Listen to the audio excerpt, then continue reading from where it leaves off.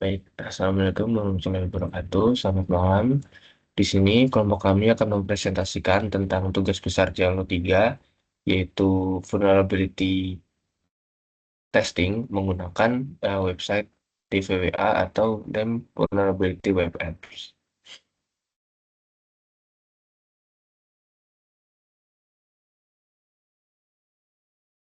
Untuk kelompok kami sendiri terdiri dari saya sendiri, Wisnu Satrio Agung, dan teman saya Yulia Adinda Yuda.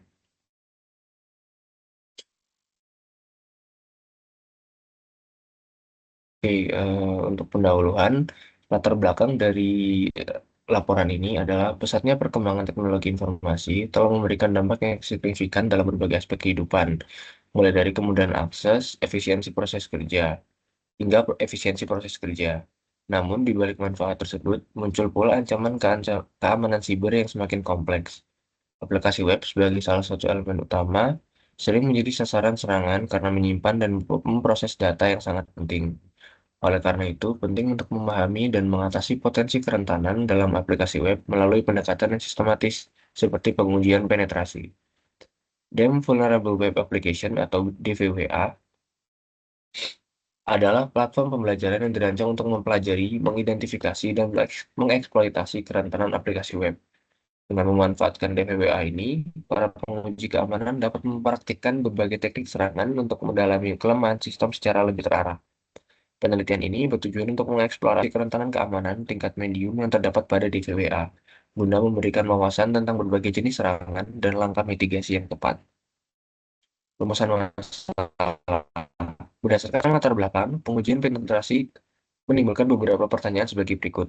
Bagaimana deskripsi setiap kerentanan atau vulnerability yang ditemukan dalam aplikasi web? Bagaimana langkah-langkah eksploitasi yang dilakukan? Dan apa saja strategi pencegahan yang dapat diterapkan untuk mengatasi kerentanan tersebut? Tujuan dari percobaan ini adalah untuk mengidentifikasi kerentanan keamanan dalam aplikasi web, menganalisis efektivitas berbagai teknik serangan seperti brute force, command injection, CSRF, file inclusion, SQL injection, XSS, dan lain-lain. Selanjutnya, memberikan rekomendasi strategis untuk meningkatkan keamanan aplikasi web berdasarkan temuan eksploitasi yang diperoleh. Oke. Selanjutnya, kita masuk ke tahap pengujian yang telah dilakukan. Pertama, kita persiapkan dulu penetration testingnya. Sebelum melakukan penetration testing terhadap framework DVWA, akan disetting terlebih dahulu tingkat kesulitan DVWA-nya menjadi tingkat kesulitan level medium, seperti gambar berikut. Untuk menu security DVWA security sendiri bisa diakses dalam di menu bagian kiri terletak pada bawah, di sebelah bawah. Oke, untuk pengujian penetration testing yang akan kita lakukan di sini ada 9, yaitu pertama brute force, command injection, CSRF, file inclusion, SQL injection, SQL injection blind, file upload, XSS reflected, dan XSS store. Oke, kita masuk ke yang teknik pertama yaitu brute force. Pencurian kata sandi atau password cracking adalah proses untuk memulihkan kata sandi dari data yang telah disimpan atau dikirimkan oleh sistem komputer. Salah satu metode yang umum digunakan adalah dengan terus mencoba menebak kata sandi tersebut, atau biasa disebut brute force. Membuat daftar kata sandi yang ditargetkan yang dihasilkan berdasarkan informasi spesifik tentang target, seringkali memberikan tingkat keberhasilan yang lebih tinggi. Ada alat publik yang dapat membuat kamus berdasarkan kombinasi situs web perusahaan, jejaring sosial pribadi, dan informasi umum lainnya, seperti tanggal lahir atau tahun kelulusan. Sebagai usaha terakhir, serangan brute force memaksa setiap kemungkinan dapat dilakukan. Secara teori, tidak ada batasan jumlah percobaan. Serangan brute force akan selalu berhasil karena aturan untuk kata sandi yang diterima pasti sudah diketahui. Namun seiring dengan meningkatnya panjang kata sandi, semakin banyak pula kemungkinan kata sandi yang harus dicoba, sehingga waktu yang dibutuhkan untuk serangan ini semakin lama. Di sini terdapat source code tentang halaman brute force. Berdasarkan source di atas, terdapat filtrasi terhadap input dan username, dan jika user gagal masuk, maka server akan sleep selama 5 detik. Oke, selanjutnya kita masuk ke proses penyerangannya. Untuk penyerangan brute force sendiri, kami menggunakan bantuan software Burp Suite untuk melakukan intercept permintaan user dan mengirimkan serangan brute force ke target. Kita siapkan payload untuk masing-masing username dan password sebagai berikut. Yang pertama, eh, lakukan percobaan login pada halaman brute force menggunakan username dan password sembarang. Kemudian, intercept permintaan tersebut di halaman proxy menggunakan Burp Suite. Seperti pada gambar, permintaan HTTP tertangkap, kemudian dikirim, klik, klik kanan pada permintaan tersebut dan pilih menu Send to Intruder. Di halaman intruder, highlight value dari parameter username dan password, kemudian klik tombol add dollar yang ada di atas untuk menambahkan kedua value tersebut menjadi payload baru. Pada menu payload configuration di sebelah kanan layar, tambahkan list kemungkinan username yang bisa dicoba. Lakukan hal yang sama pada payload password. Tambahkan sebanyak mungkin kemungkinan-kemungkinan username dan password yang ingin dicoba, agar hasilnya lebih maksimal. Selanjutnya, pilih tipe serangan, yaitu cluster bomb attack. Cluster bomb attack sendiri di sini adalah akan mencoba semua kemungkinan kombinasi username dan password dalam list yang sudah kita tambahkan sebelumnya.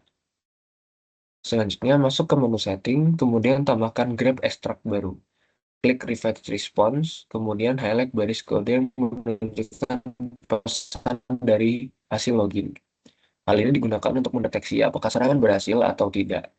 Klik tombol Start Attack untuk memulai penyerangan, dan akan muncul pop-up result untuk menunjukkan bahwa setiap payload password yang diinputkan akan dicoba dan setiap payload username-nya sebagai berikut. Di sini terdapat banyak sekali list percobaan dan juga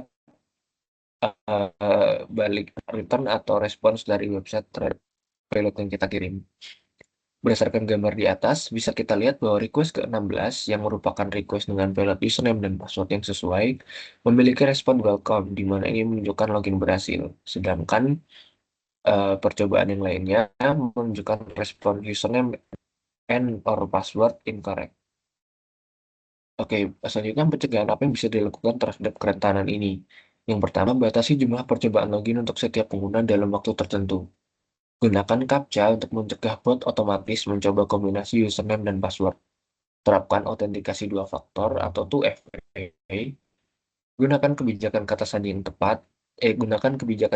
kuat, seperti panjang minimal 12 karakter, penggunaan kombinasi huruf besar, huruf kecil, angka, dan simbol. Hal ini berguna untuk mempersulit percobaan brute force. Terakhir, audit log untuk mendeteksi aktivitas login yang mencurigakan. Selanjutnya ada command injection.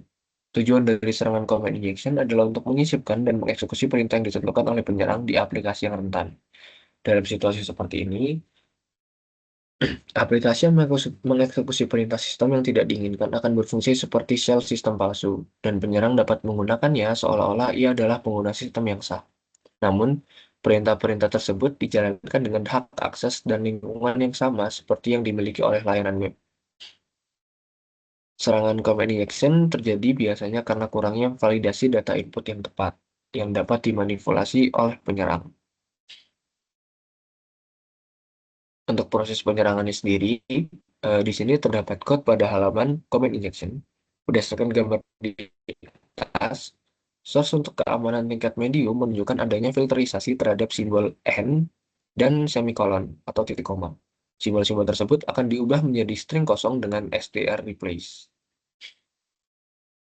Di sini kita mencoba untuk memasukkan comments IP address dan simbol N kemudian diikuti oleh dir. Meskipun simbol N seperti gambar di atas tidak valid, tetapi untuk simbol-simbol lainnya seperti OR masih dapat diterima, sehingga jika kita memasukkan IP address OR dir, kita masih tetap bisa melihat direktori vulnerability sebagai berikut. Jadi di sini dia akan mengeksekusi ping IP address-nya, kemudian akan mengeksekusi perintah dir yang kita masukkan, karena untuk string OR sendiri tidak difilterisasi seperti pada source code di atas. Pencegahan apa yang bisa dilakukan? Yang pertama, validasi input pengguna dengan whitelist. Hindari penggunaan fungsi eksekusi sistem seperti sistem exec atau shell exec untuk memproses input pengguna. Gunakan library atau API yang mendukung keamanan terhadap command injection. Terapkan pembatasan hak akses untuk proses aplikasi.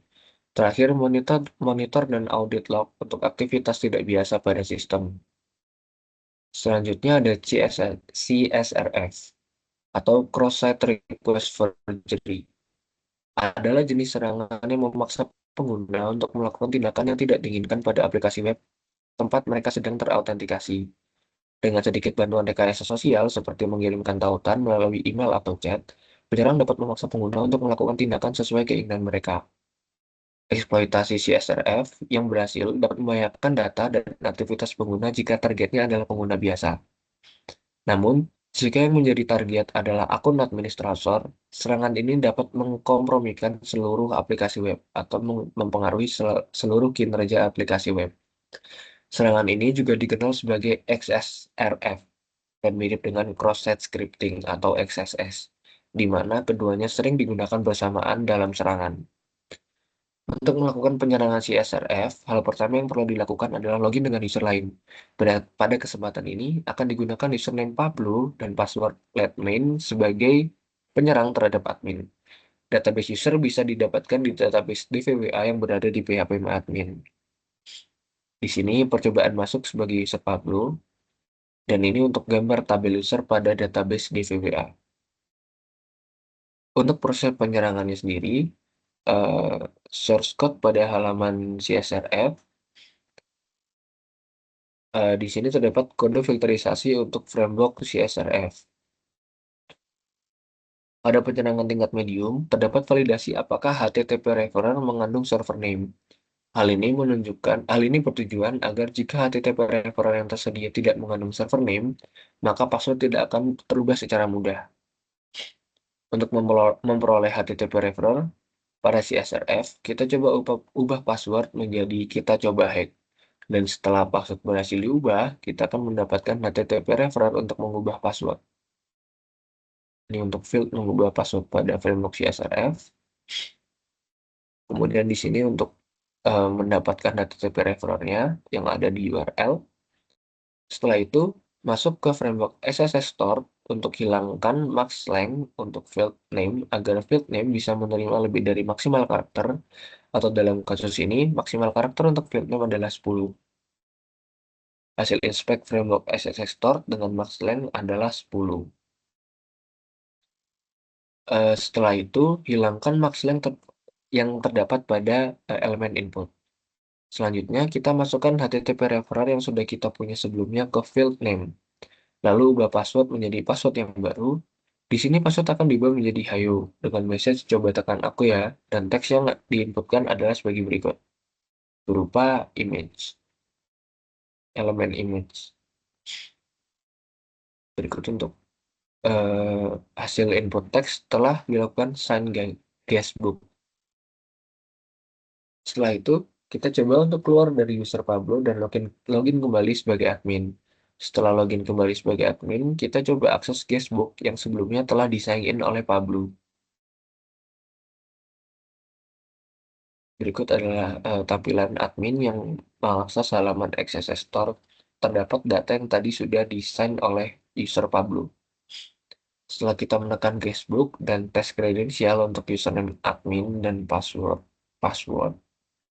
muncul pemberitahuan bahwa password untuk admin salah atau tidak sesuai karena ketika kita menekan guestbook sebelumnya, password untuk akun admin otomatis berubah karena kita sebenarnya mengakses HTTP referral yang telah dibuat oleh Pablo dalam bentuk source image.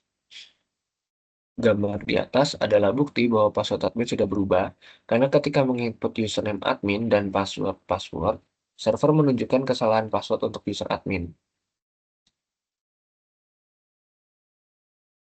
Pencegahan yang bisa dilakukan. Gunakan token CSRF unik untuk setiap permintaan pengguna. Verifikasi token CSRF pada setiap permintaan yang sensitif, dan terapkan validasi tambahan seperti autentikasi ulang untuk tindakan sensitif. Keempat, gunakan HTTP seperti same site pada cookie untuk mencegah akses dari domain lain. Terakhir, jangan menyimpan data sensitif di URL. Selanjutnya ada file inclusion. File inclusion adalah teknik untuk pemrograman yang memungkinkan Anda untuk memasukkan konten dari satu file ke dalam file lain. Beberapa aplikasi web memungkinkan pengguna untuk memberi input yang langsung digunakan dalam file stream atau mengunggah file ke server.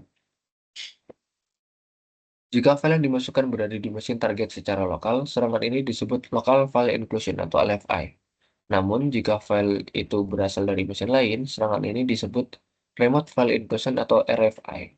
Ketika RFI tidak memungkinkan, kombinasi kerentanan lain seperti LFI dengan file upload atau direktori traversal sering digunakan, sering dapat menghasilkan efek serupa. Untuk proses penyerangan file inclusion sendiri, pada source code halaman file inclusion, terdapat input validation berupa string replace untuk beberapa string seperti http:// atau dan titik-titik atau.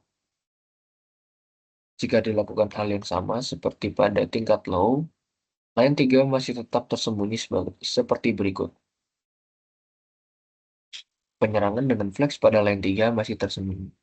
Lalu kita convert ke base 64 menambahkan titik-titik-titik garis miring convert.base64 encode garis miring titik-titik-titik seperti berikut.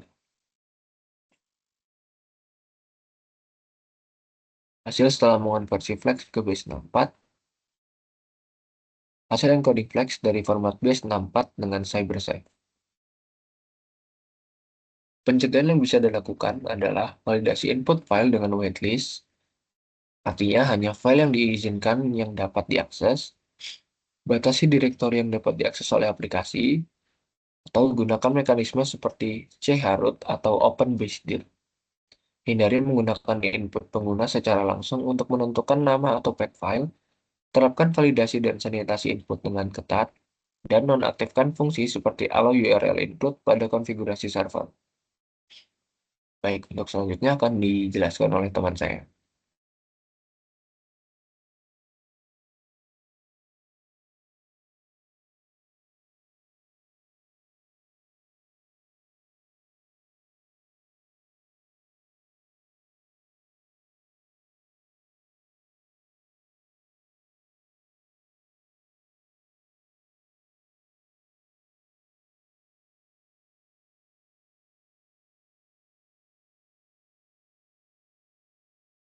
Baik, untuk yang SQL injection, serangan SQL injection adalah jenis serangan yang melibatkan penyisipan atau injeksi query SQL melalui input data dari klien ke aplikasi. Jika eksploitasi SQL injection ini berhasil, penyerang dapat membaca data sensitif dari database, lalu memodifikasi data, dan menjalankan operasi. SQL injection termasuk dalam kategori serangan injeksi, di mana perintah SQL disisipkan ke dalam bentuk input data agar perintah SQL yang telah ditentukan sebelumnya dapat dijalankan. Serangan ini juga dikenal dengan istilah SQLi. Proses penyerangan SQL injection. Kita akan mencoba memperoleh password dari semua akun yang ada di database dengan menginjeksi query SQL ke struktur halaman webnya. Kita akan mengeksekusi query berikut untuk memperoleh tabel user dan password yang terenkripsi. Berikut adalah query-nya. Lalu, berikut adalah SQL injection-nya. Nah, kira-kira pencegahan apa saja yang bisa kita lakukan? Ada pencegahan vulnerability. Dengan cara yang pertama menggunakan query parameterize atau prepare statement untuk semua interaksi dengan database. Lalu hindari penggunaan query SQL yang dibuat dari string input langsung. Validasi dan sanitasi input pengguna, lalu terapkan hak akses minimal pada database. Gunakan juga firewall aplikasi web atau WAF untuk mendeteksi memblokir serangan SQL injection. SQL injection blind. Ketika penyerangan melakukan serangan SQL injection, terkadang server memberikan pesan kesalahan dari database yang menunjukkan bahwa sintaks query salah. Blind SQL injection hampir sama dengan SQL injection biasa. Tetapi dalam kasus ini, ketika penyerang mencoba mengeksploitasi aplikasi, mereka tidak mendapatkan pesan kesalahan yang informatif, melainkan hanya halaman generik yang telah ditentukan oleh pengembang. Penyerang masih dapat mencuri data dengan mengajukan serangkaian pertanyaan bernilai true atau false melalui perintah SQL dan memantau bagaimana aplikasi web merespons. Lalu ada proses penyerangan dengan SQL injection. Nah, prosesnya ini metode injeksi berbasis waktu atau time-based injection. Sering digunakan jika tidak ada umpan balik yang jelas dari perbedaan respons halaman, karena ini adalah serangan blind. Dalam metode ini, penyerangan menunggu untuk melihat berapa lama waktu yang dibutuhkan halaman untuk merespons.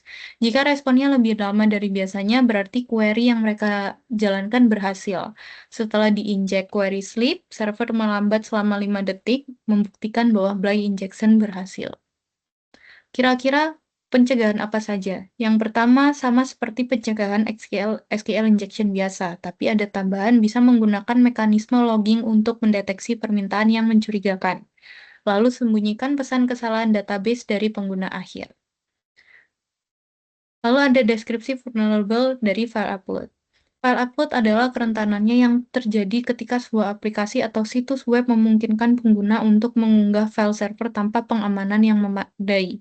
Jika tidak dikelola dengan benar, kerentanannya bisa dimanfaatkan oleh penyerang untuk mengunggah file berbahaya seperti skrip atau program yang dapat dieksekusi, kemudian dapat membahayakan sistem atau aplikasi. File yang diunggah oleh pengguna dapat menjadi risiko besar bagi aplikasi web. Langkah pertama dalam banyak serangan adalah menyisipkan kode berbahaya ke dalam sistem target. Setelah itu, penyerang hanya perlu menemukan cara untuk menjalankan kode tersebut. Konsekuensi dari unggah file tanpa batasan dapat bervariasi, mulai dari pengambil alihan sistem secara penuh, kelebihan kapasitas sistem file, pengalihan serangan ke sistem backend, hingga sekadar perusakan tampilan atau defacement. Proses penyerangan dengan file upload. Pada source di atas, terdapat validasi input yang memvalidasi apakah file yang diupload berekstensi .jpg atau png. Jika file tidak berekstensi sesuai ketentuan, maka upload gagal dan akan muncul string your image was not uploaded. We can only accept JPG or PNG. Lalu kita coba upload exploit.php, file yang bukan berekstensi PNG atau JPG, seperti di bawah ini. Ketika dicek di burp suite, setelah intercept pada saat gagal upload, file exploit.php adalah sebagai berikut. Nah, pada line 29, kita manipulasi content type menjadi image PNG seperti itu. Jika kita cek ke direktori dvwa atau hackable uploads, dvwa hackable uploads, kita bisa mengakses exploit.php yang menandakan manipulasi content type berhasil. Lalu, kira-kira pencegahan apa saja? Yang pertama ada validasi ekstensi file yang diunggah dengan whitelist, lalu simpan file yang diunggah di direktori terisolasi dengan hak akses minimal, hindari mengeksekusi file yang diunggah secara langsung, scan file yang diunggah untuk mendeteksi potensi kode berbahaya, dan terapkan pembatasan ukuran file yang dapat diunggah. Lalu selanjutnya adalah XSS atau Reflected. XSS atau cross-site scripting adalah jenis masalah injeksi di mana skrip berbahaya disisipkan ke dalam situs web yang seharusnya aman dan terpercaya. XSS terjadi ketika skrip berbahaya disuntikkan ke dalam permintaan HTTP melalui URL ataupun query string, dan langsung dieksekusi di sisi klien. Serangan XSS terjadi ketika penyerang menggunakan aplikasi web untuk mengirim kode berbahaya, biasanya dalam bentuk skrip sisi klien, kepada pengguna. Cacat yang memungkinkan serangan ini cukup umum dan terjadi di mana saja. Aplikasi web menggunakan input pengguna dalam outputnya tanpa memvalidasi atau mengekskripsinya. Penyerang dapat menggunakan XSS untuk mengirim skrip berbahaya kepada pengguna yang tidak curiga. Browser pengguna tidak memiliki cara untuk mengetahui bahwa skrip tersebut tidak terpercaya dan akan menjalankan JavaScript tersebut. Karena browser menganggap skrip ini berasal dari sumber terpercaya, skrip ini dapat mengakses cookie, token sesi, atau informasi sensitif lainnya yang disimpan oleh browser yang digunakan oleh situs tersebut. Skrip ini bahkan dapat mengubah konten HTML, karena ini adalah jenis XSS reflektif.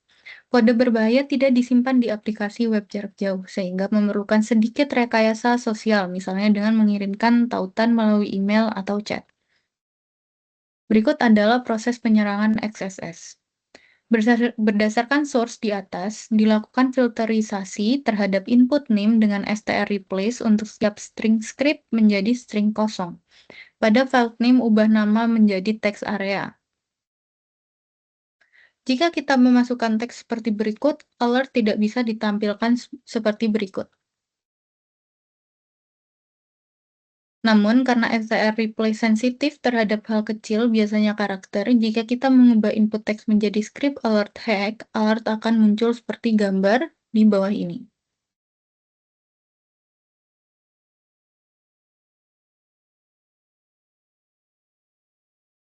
Lalu ada pencegahan vulnerable. Validasi input dari URL, query string, atau form submission. Escape data pengguna sebelum memasukkannya ke dalam HTML, atribut, ataupun JavaScript. Terapkan whitelist untuk parameter HTTP yang diizinkan. Jika ada parameter tidak dikenal, tolak permintaan tersebut. Bersihkan input dari karakter berbahaya, khususnya pada query string. Hindari refleksi langsung, jangan memantulkan data pengguna langsung ke respon HTTP tanpa validasi atau escaping. Hindari render dengan fungsi seperti eval, document break, atau string parsing langsung untuk mengeksekusi data pengguna. Berikutnya ada XSS Tort.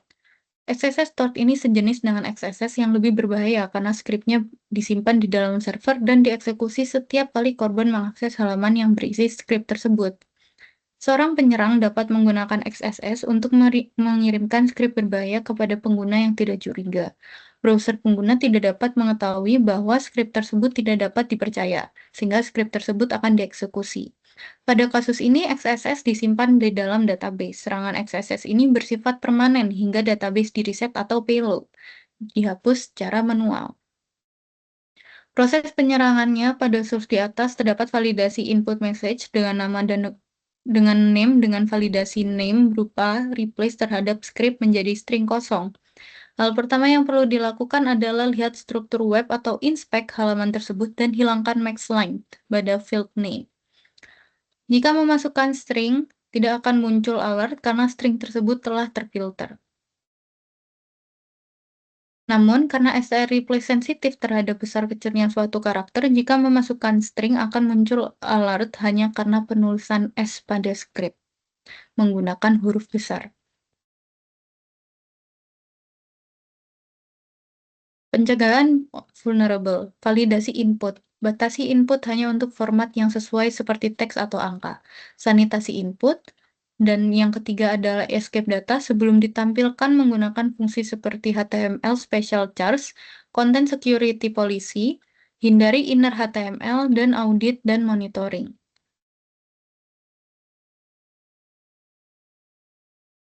Kesimpulan dari kami, penelitian ini berhasil mengidentifikasi dan mengeksploitasi berbagai celah keamanan pada framework DVWA dengan tingkat kesulitan medium.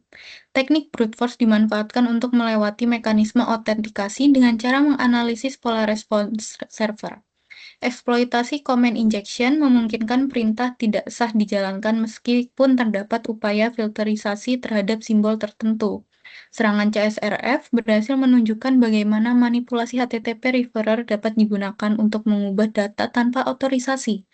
Kerentanan file inclusion memberi peluang bagi penyerang untuk mengakses direktori yang seharusnya tidak dapat dijangkau.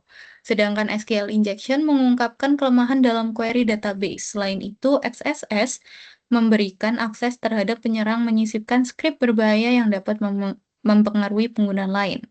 Saran dari kami berdasarkan hasil temuan, beberapa rekomendasi yang dapat diberikan untuk meningkatkan keamanan adalah menerapkan validasi input yang lebih ketat untuk mencegah eksploitasi kerentanan seperti comment injection dan file inclusion, menggunakan metode enkripsi yang andal untuk melindungi data sensitif, serta memastikan keamanan proses autentikasi pengguna, memastikan framework selalu diperbarui secara berkala guna mengurangi potensi eksploitasi kerentanan yang telah diketahui.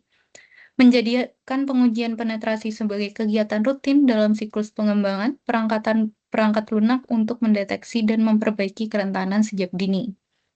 Dengan menerapkan langkah-langkah ini, pengembangan diharapkan mampu meningkatkan ketahanan keamanan aplikasi web dan meminimalisir risiko serangan cyber di masa mendatang.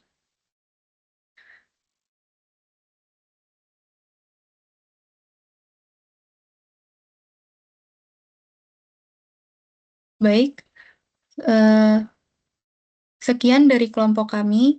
Jika ada kesalahan dalam menyampaikan, mohon maaf. Wassalamualaikum warahmatullahi wabarakatuh.